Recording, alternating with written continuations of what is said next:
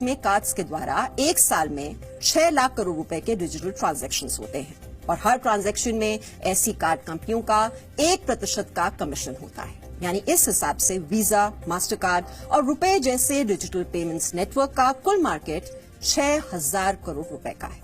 और ऐसा अनुमान है कि आने वाले भविष्य में भारत में कार्ड ट्रांजैक्शंस 90 लाख करोड़ के हो जाएंगे।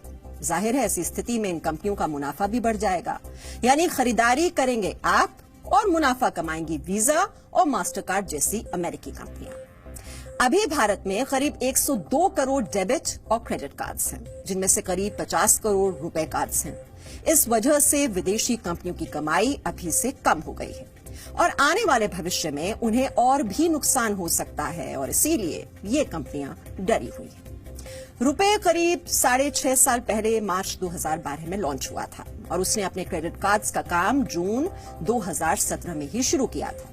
यहां आपको यह भी पता होना चाहिए कि रुपए के इस्तेमाल का फायदा क्या है।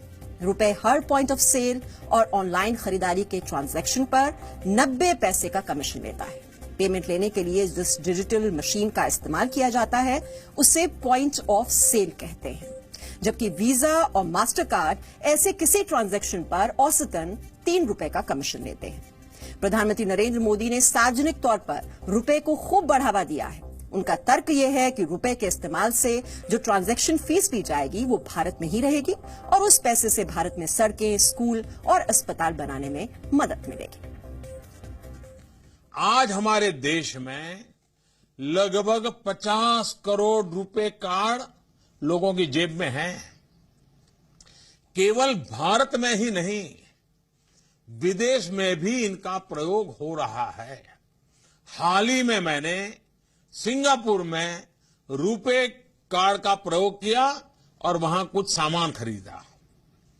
जब हम अन्य कार्ड प्रयोग करते हैं तो हमारे लेन देन पर जो कमाई होती है वो कार्ड वाले विदेश लेके चले जाते हैं, लेकिन रुपे कार्ड का जो भी कारोबार चलता है वो पैसे हमारे देश में रहते हैं, हमारे देश की भलाई के काम आते हैं, हमारे देश के गरीबों के भलाई के लिए काम आते हैं, गांव में रास्ते बनाने के लिए काम आते हैं, स्कूल बनाने के लिए काम आते हैं, अस्पताल बनाने के लिए काम आते हैं। और इसलिए जो लोग देशभक्ति की बात करते हैं ना, हर कोई सीमा पे जाके देश की रक्षा नहीं कर सकता है, लेकिन रुपे कार्ड से भी हम देश सेवा कर सकते हैं। अगर हम रुपे कार्ड का उपयोग करने की आदत डालें, आप देखिए वो भी देश सेवा का एक माध्यम बन जाएगा। और सुना आपने प्रधानमंत्री मोदी को, और इन्हीं की बातों से डर गई ये विदेशी कंपनियां। भारत में करीब 586 बैंक अपने ग्राहकों को रुपए कार्ड्स ही देते हैं। इनमें बड़े बैंकों के अलावा ग्रामीण और कोऑपरेटिव बैंक्स भी शामिल हैं। रुपे कार्ड्स की इस बड़ी सफलता के पीछे प्रधानमंत्री नरेंद्र मोदी की एक और बड़ी योजना का योगदान है। इस योजना का नाम है जन धन योजना। इस योजना के तहत गरीबों के बैंक खाते खुलवाए गए थे। अभी पूरे देश में करीब 30 करोड़ जन धन खाते हैं और इनमें से करीब 24 करोड़ खाता धारकों के पास रुपए कार्ड्स हैं। हालांकि इनमें से सिर्फ 42% कार्ड्स ही एक्टिव हैं और इसकी वजह यह है कि ये कार्ड ज्यादातर गरीब लोगों को बांटे गए हैं। इस वर्ष सितंबर में भारत में डेबिट और क्रेडिट कार्ड्स के ट्रांजैक्शंस करीब 74,000 करोड़ रुपए के थे, जो पिछले साल इसी महीने की तुलना में 84% ज्यादा है। 2017 की तुलना में 2018 में ऑनलाइन शॉपिंग में रुपए कार्ड का इस्तेमाल 137% बढ़ गया है। 2017 में ऑनलाइन शॉपिंग में रुपए कार्ड से 5,934 करोड़ रुपए की खरीदारी हुई थी, जो 2018 में बढ़कर 16,600 करोड़ रुपए हो गई। और इसीलिए ये विदेशी कंपनियां घबराई हुई हैं और डोनाल्ड ट्रंप के पास जाकर अपना दुखड़ा रो रही हैं। ज्यादा से ज्यादा जब लोग रुपे कार्ड का इस्तेमाल करेंगे तो हमारा मार्केट शेयर है जो एक परसेंटेज गिना जाता है, उसी कारणवश वीजा और मास्टर कार्ड परेशान हो रहे हैं कि भारत एक बहुत बड़ी इकोनॉमी है, 130 करोड़ की आबादी के आसपास के लोग हैं और ज्यादा से ज्यादा लोग जब रुपए की तरफ जाएंगे, क्योंकि डिजिटलाइजेशन के बाद से हम रुपए का, कैश का ट्रांजैक्शन हम कम कर रहे हैं, कार्ड का ज्यादा कर रहे हैं, तो मार्केट शेयर रुपए का अगर बढ़ेगा तो ट्रांजैक्शन फीस के हिसाब से बाहरी कंपनियों को बहुत नुकसान होगा। जहां तक मास्टर कार्ड की इस शिकायत का सवाल है तो मुझे लगता है कि ये कोई ऐसे कोई गंभीर विषय नहीं है। रूटीन में उन्होंने अपनी शिकायत की है तो वो अपनी शिकायत करने के लिए स्वतंत्र है अपनी सरकार को, लेकिन वास्तव में ये देखना हमको है कि क्या हम उनकी शिकायत के आगे झुक जाएंगे। ऐसा तो नहीं होगा।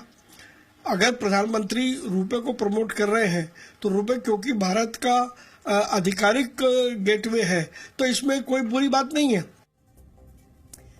वैसे इस खबर ने आजादी के उन दिनों की याद दिला दी जब भारत में विदेशी कपड़ों की होली जलाई गई थी। अंग्रेज भारत से कच्चा माल ले जाते थे और फिर अपनी फैक्ट्रियों में उस माल से सामान बनाकर भारत में बेचते थे। इसके विरोध में भारत में लगातार स्वदेशी आंदोलन चले। 1905 में विदेशी वस्तुओं के बहिष्कार का एक बड़ा आंदोलन चला था। इस दौरान 1905 से 1910-11 के बीच भारत में ब्रिटिश कपड़ों और अन्य उद्योगों के व्यापार में काफी घाटा हुआ था। सितंबर 1906 में कोलकाता के कस्टम कमिश्नर ने एक गुप्त रिपोर्ट भेजी थी जो 1905 में ब्रिटिश सामानों को हुए नुकसान के बारे में थी। इस रिपोर्ट में लिखा था ब्रिटेन से सूती कपड़ों का आयात 3 करोड़ गज कम हुआ है। इसी तरह से जूतों के आयात में 75% की कमी आई और सिगरेट के आयात में 50% की गिरावट आई थी।